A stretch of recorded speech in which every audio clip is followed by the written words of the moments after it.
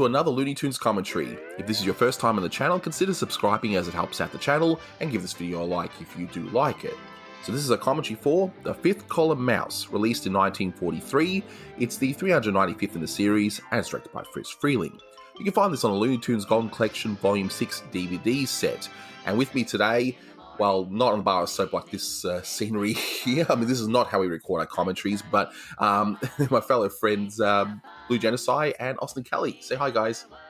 How you doing? So we're just gonna ignore the elephant in the room.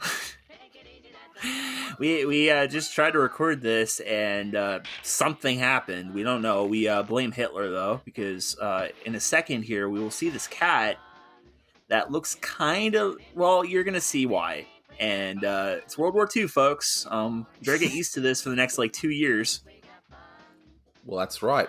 And also this song is very might sound familiar, which is Ain't We Got Fun. Tex Avery did a cartoon in the 30s called Ain't We Got Fun, and also involved a lot of mice and a cat, but the stories are quite different, as you can see here. So, Austin, you said you got a few little tidbits for this cartoon. What do you want to share with us for this one?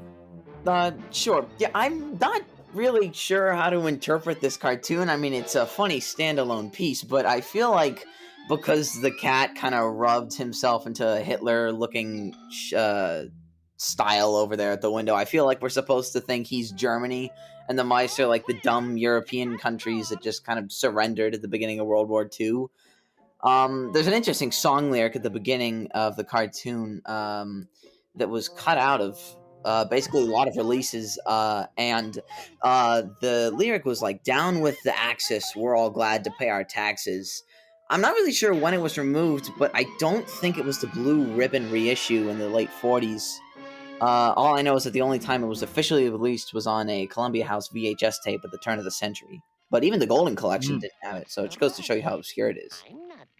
But it's still uncut otherwise. As we're going to see in this cat, he makes an unfortunate racial stereotype here. But I've got to say that Mel Blanc's performance as the cat's really awesome. It's really good.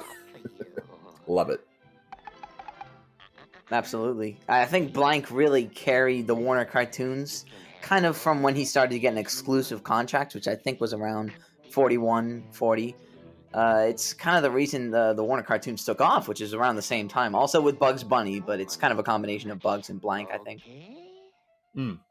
So, Blue, you said you've seen this one before? I've seen this one a dozen times. I don't know.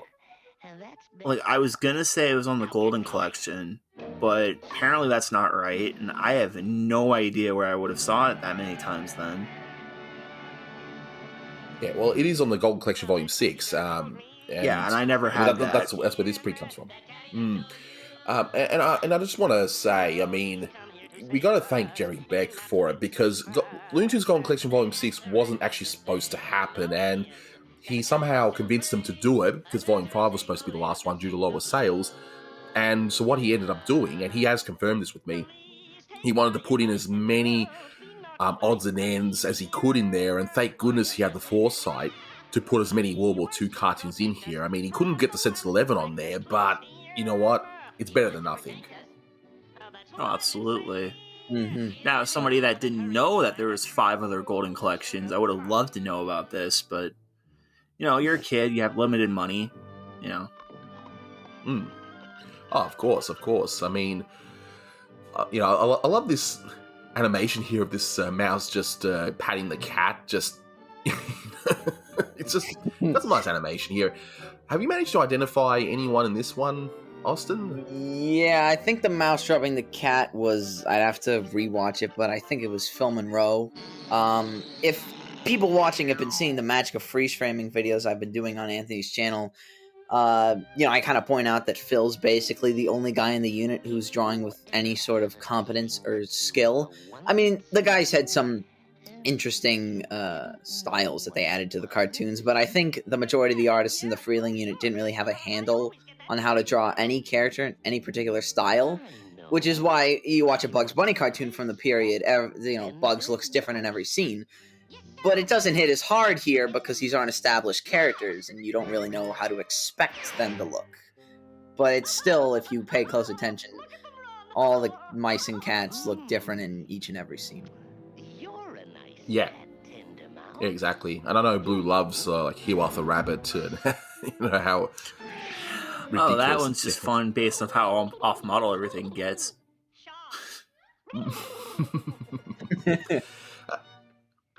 But I don't know. As a World War II allegory, this cartoon is okay, I guess. I mean, you know, you watch it and you sort of understand, you know, where it's coming from, but it's not quite as strong as some of the other cartoons produced around this time, you know, in my opinion, to do with World War II. But that aside, it's still okay to watch. Right, I like the right. touches like this, for example, with the helmets, and they use the milk thingy. So it's nice. It's cute. Yeah. Yeah, Straw Hat.